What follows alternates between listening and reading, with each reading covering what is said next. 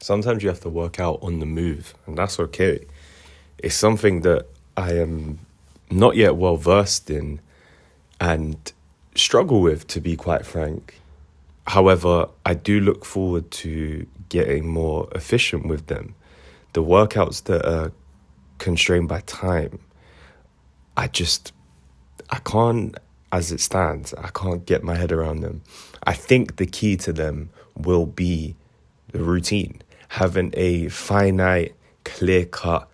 This is exactly what you do as soon as you get into the gym in order to get yourself to a state of equilibrium, because you can't always guarantee that, one, you're going to enter the gym in a balanced state, ready to work both hard and smart, because sometimes you're overstimulated when you get to the gym and you need to do something to bring you to a state of equilibrium and prepare you for hard work. And sometimes you are in an understimulated state and you need to bring yourself up to a point of being ready to work hard.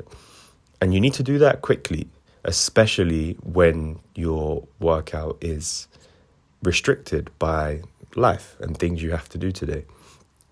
Even for someone like me who considers exercise as one of the few things that I can guarantee you I will be doing tomorrow, regardless of what happens, that comes with the exception that sometimes life will get in the way. And when you step into the gym, you have to be free of that and allow your mind to focus solely on the gym rather than the time itself, because that is something I find myself wasting a lot of time doing right now during these workouts that are restricted. I spend a lot of time worrying, thinking about the time, which takes significant energy away from my workout. This is something that I know will improve with time, and as I practice it more and more, it will get more and more efficient and more productive.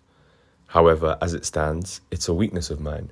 So this is a weakness that in the future, when I am under similar restrictions for time, I need to be very mindful and very conscious and work very hard mentally to focus on, because this session was somewhat disappointing because of everything I just alluded to, along with the fact that I failed a 160 kilo deadlift.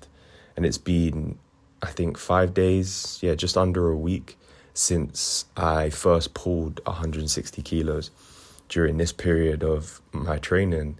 And that felt really good. And strangely, I wouldn't say it felt light, but I lifted it, and I lifted it comfortably to my surprise. And if I'm completely honest, I felt like I had 165 in me, but I wasn't really there to push myself that day because I had training after that session, which I was running late for because I didn't think I'd actually get to 160.